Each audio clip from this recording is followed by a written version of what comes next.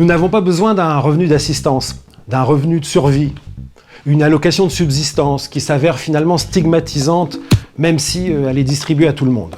Nous n'avons pas non plus besoin d'un revenu qui vienne compenser la faiblesse des salaires. Nous avons besoin d'un vrai salaire, qui nous reconnaisse notre statut de producteur. Alors je sais bien que les partisans du revenu universel ou du revenu de base considèrent que celui-ci reconnaît le travail de chacun à la société. Alors je leur dis, soyons cohérents. Un revenu qui reconnaît un travail, ça s'appelle un salaire. Une rente, des dividendes sont des revenus qui ne reconnaissent pas un travail. Ils reconnaissent un droit de propriété.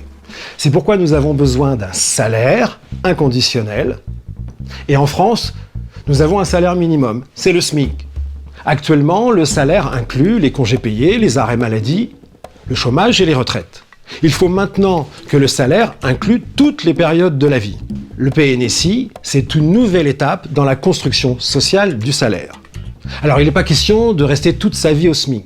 Je dispose d'un PNSI dès l'âge de 18 ans, ce qui me permet de travailler à mes études. Ensuite, je vais améliorer mon salaire en emploi dans une entreprise ou bien en tant qu'indépendant en montant ma propre activité. Donc l'idée ici, ce n'est pas de rester au SMIC, mais plutôt de prendre le contrôle de sa vie et se réaliser professionnellement.